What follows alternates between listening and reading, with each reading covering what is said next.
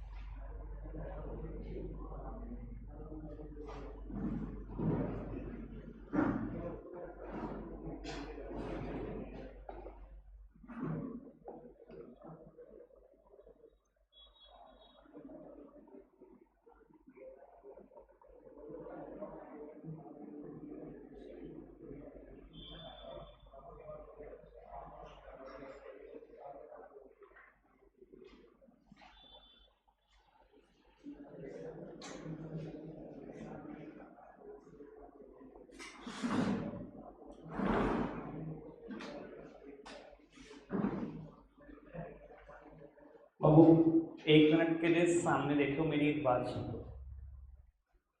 बेटा। सामने देखना, ये बात मैं वैसे समझा चुका हूँ। प्रोडक्टिविटी का मतलब इन केस ऑफ एग्रीकल्चर एक ही मतलब होता है कि अगर मैं 1 हेक्टेयर लैंड लूँ तो उस पर कितना प्रोडक्शन हो रहा है। ये बात हमने पहले भी डिस्कस की है जब इंट्रोडक्शन पढ़ा था। बाबू, वीट की प्रोडक्टिविटी काफ़ी कम थी 1947-48, और राइस की भी काफ़ी कम थी। मेरे पास ना 2019-20 का डेटा है, 2021 का भी डेटा है, पर मुझे लेटेस्ट टू लेटेस्ट चाहिए।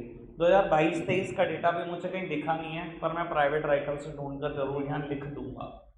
अभी मैंने ब्लैंक छोड़ दिया है, ठीक है जी। फिर इसी बात को एक्सप्लेन करूंगा इन वर्ड्स, तो उसके लिए मैंने एक बुलेट का भी स्पेस छोड़ दिया। तो ये भी स्पेस छोड़कर चलना, और 3 से 4 लाइनें यहाँ छोड़कर चलना। उसके बाद नेक्स्ट हेडिंग लिखेंगे हम, फोर्स कमर्शलाइजेशन ऑफ एग्रीकल्चर। पहले आप इतना नोट डाउन कर लो, स्पीड बढ़ाओ। लोग उत्तर लास्ट हेडिंग लिखते हैं, फोर्स्ड कमर्शलाइजेशन ऑफ एग्रीकल्चर।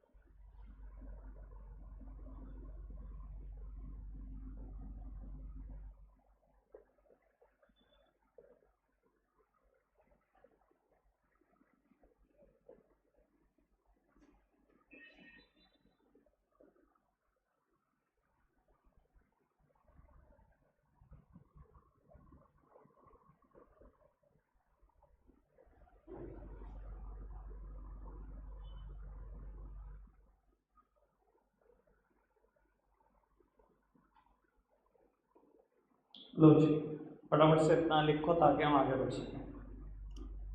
चलो बाबू, agriculture sector on the eve of independence खत्म। अब बाबू बात करेंगे industrial sector on the eve of independence की। बेटा पढ़ना शुरू करना, आप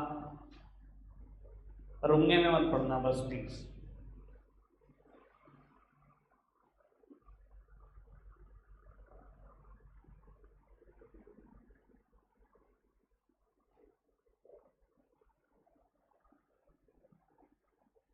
यहां से काम की बात है द प्राइमरी मोटिव से।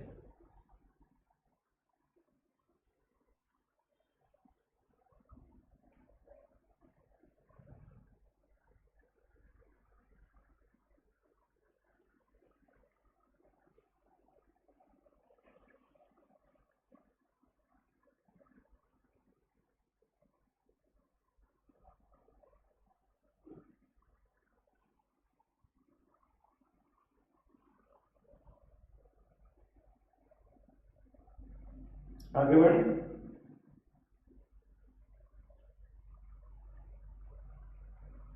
ये पैराग्राफ पढ़कर रुकना।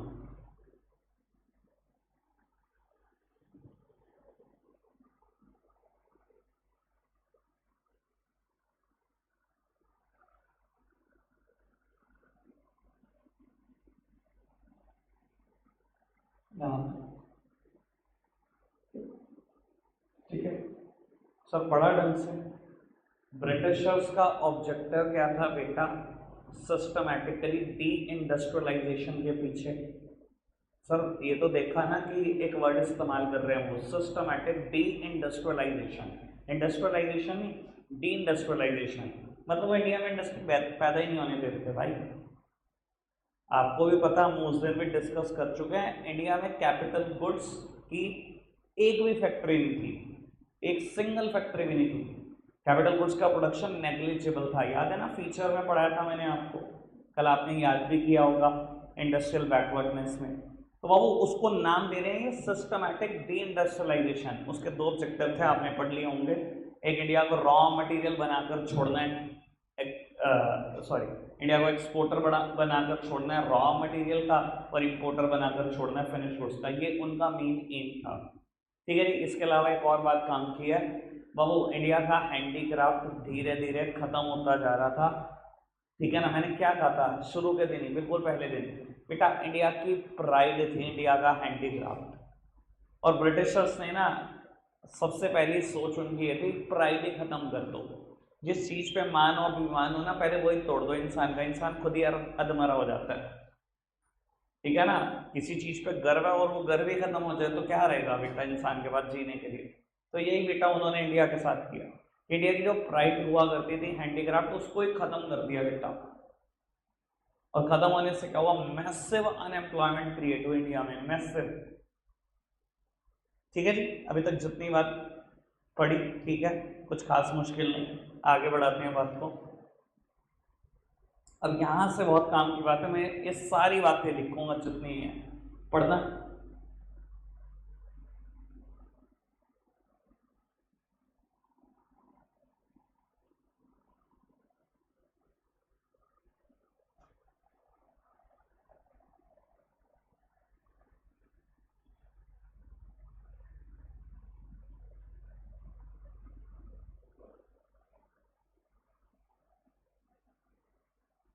ढंग से पढ़ना।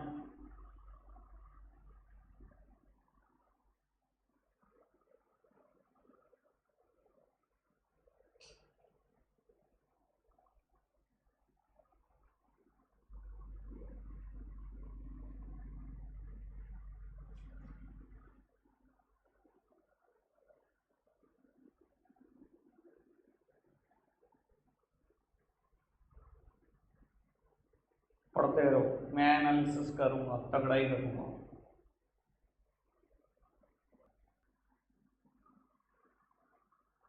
ये पैराग्राफ, उसके बाद इंडस्ट्रियल सेक्टर खत्म, इतना ही, लेकिन तरीके से पढ़ो।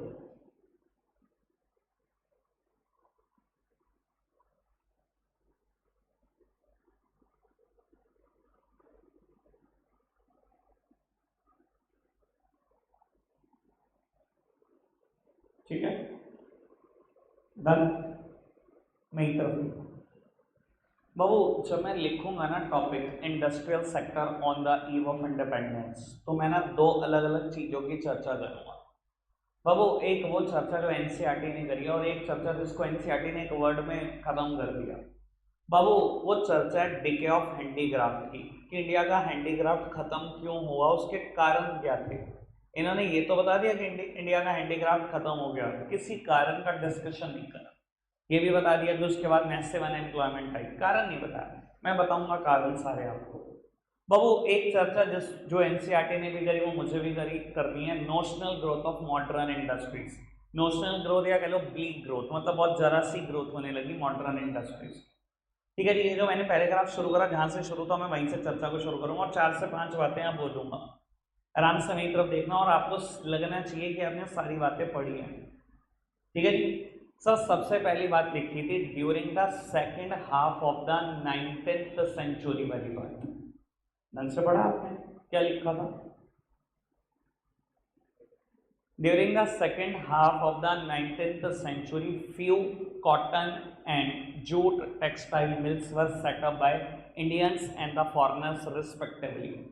यानी कि cotton textile mill Indian set up कर रहे थे। अगर आपको ढंग से स्टेट के नाम पढ़े थे तो वो नाम लिखा होगा गुजरात और महाराष्ट्र। ठीक है जी, जबकि बेटा अगर आप जूट मिल्स की बात करो तो वो सेटअप कर रहे थे फॉरेनर्स इन बंगाल। समझ में आएगा बाबू? Second half of the 19th century, यानी कि बाबू ये बात चल रही है।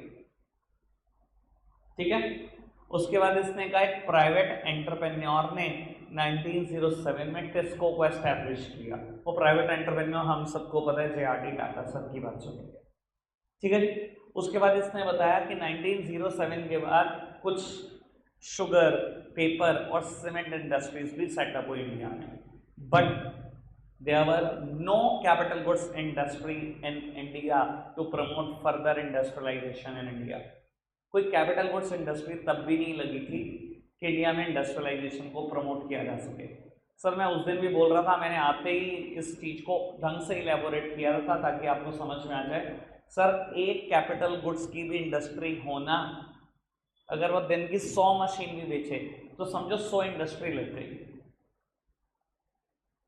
लेकिन अगर एक भी कैपिटल गुड्स बनाने वाली फैक्ट्री नहीं है, एक भी इंडस्ट्री नहीं है, तो वो इंडस्ट्रियलाइजेशन होगा कैसे इंडिया में? कभी ये तो सोचो ना। यही तो था सिस्टमैटिक डी इंडस्ट्रियलाइजेशन, ये प्लान था ब्रिटिश गवर्नमेंट का। इंडिया में इंडस्ट्री आने नहीं देनी, हमेशा इसको अंडर डेवलप्ड रखना है। समझ में आ रही है बात?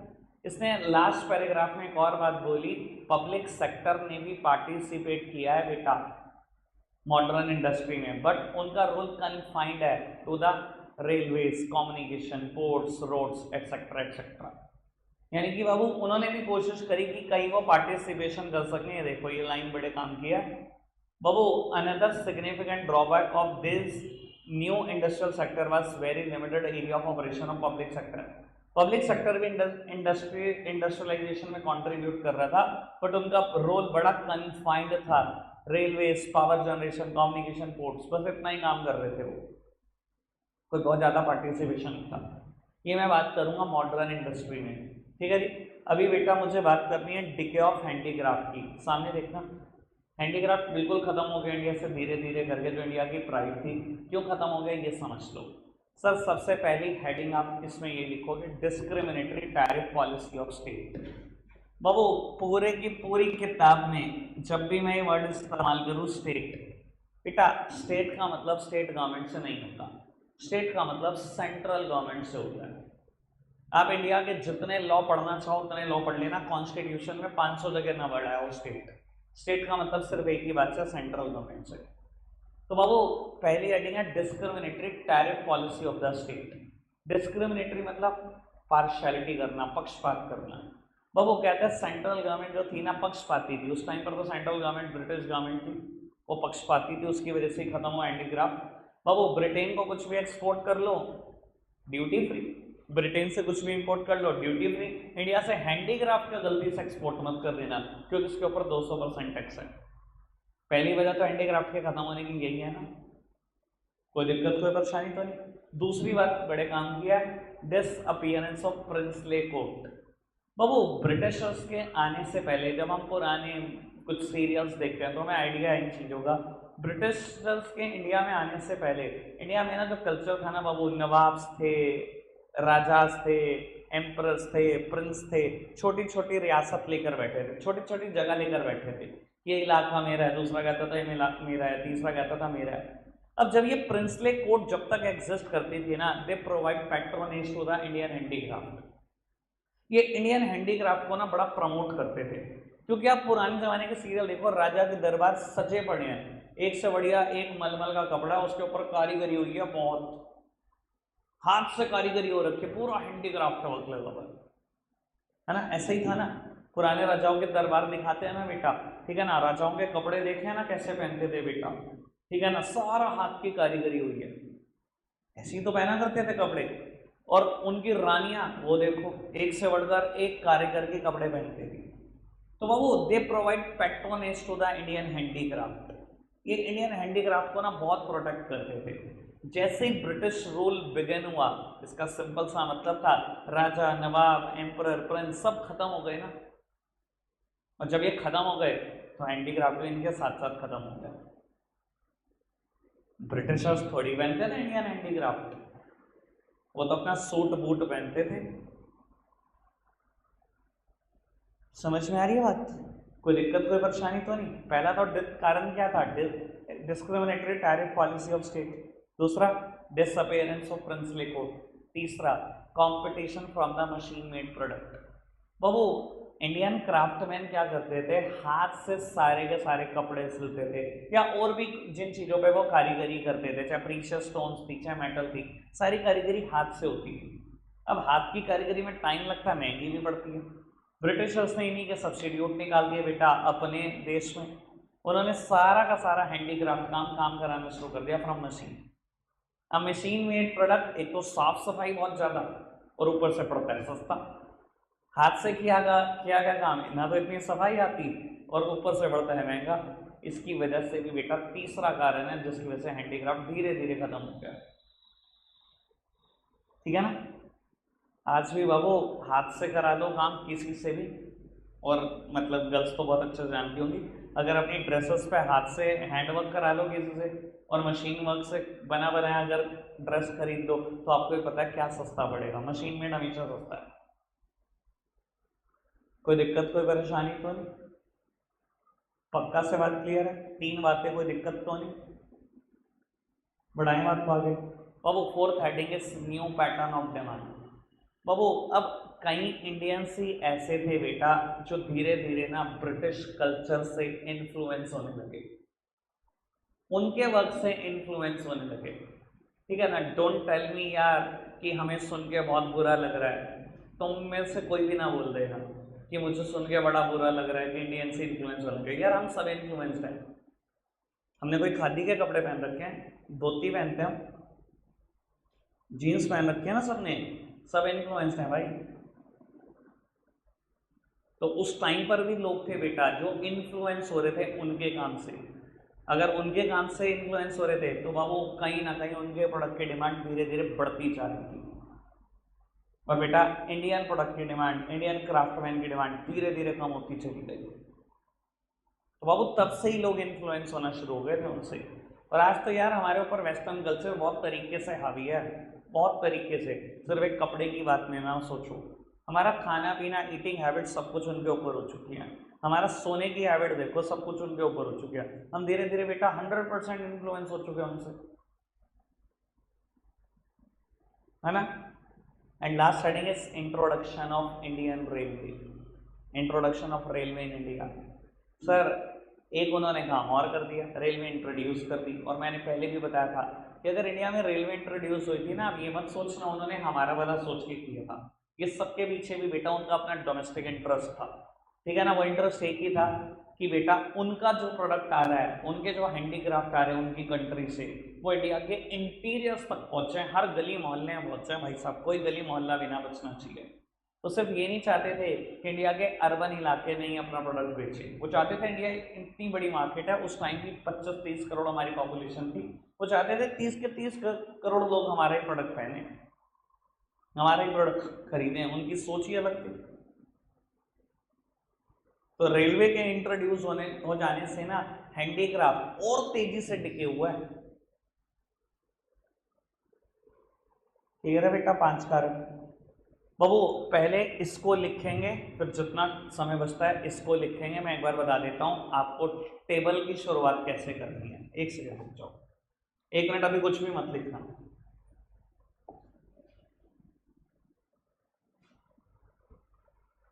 बाबू मैंने पहला टॉपिक लिखा इंट्रोडक्शन 1, फिर feature of Indian economy on the eve of independence 2, agriculture sector on the eve of independence 3, fourth topic है इंडस्ट्रियल सेक्टर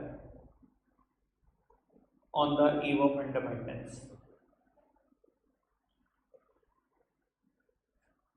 बाबू जब आप बनाओगे तो ना बिल्कुल सेंटर में टॉपिक लिखना अपनी नोटबुक में, और उसके 2 अलग अलग पार्ट कर देना, ठीक है जी। डिके ऑफ हैंडीक्राफ्ट एक पार्ट है, एक पार्ट अब लिख सकते हो आप ग्लीक या notional growth of modern industries, notional growth of modern industries.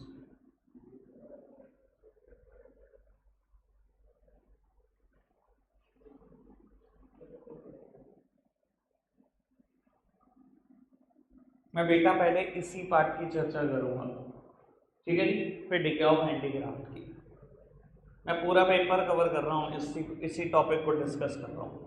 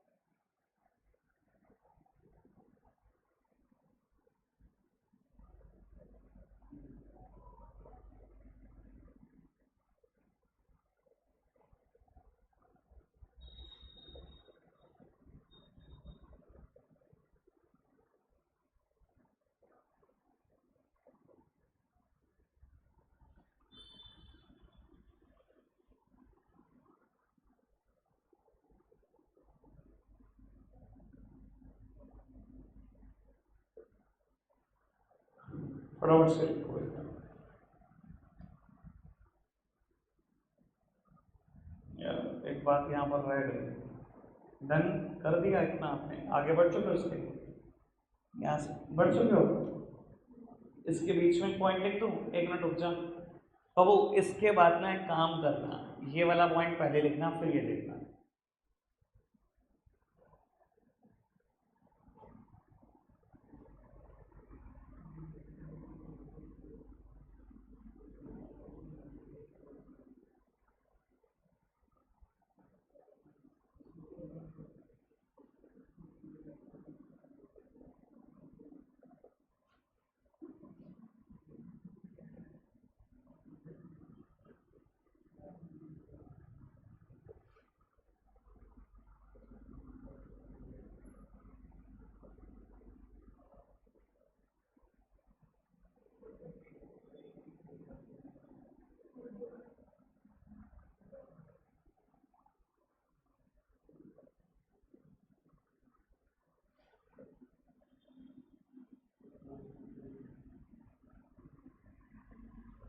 इसके बाद पहले ये पॉइंट था फिर ये।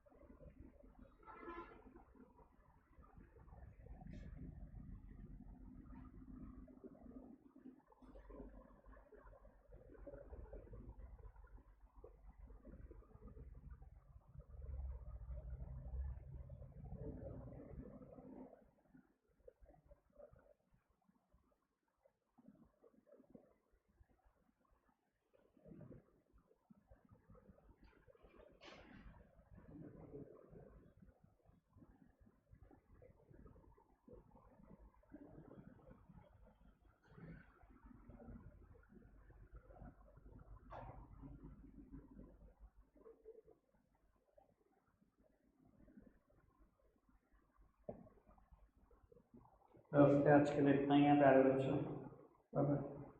इतना नोट डाउन कर लो।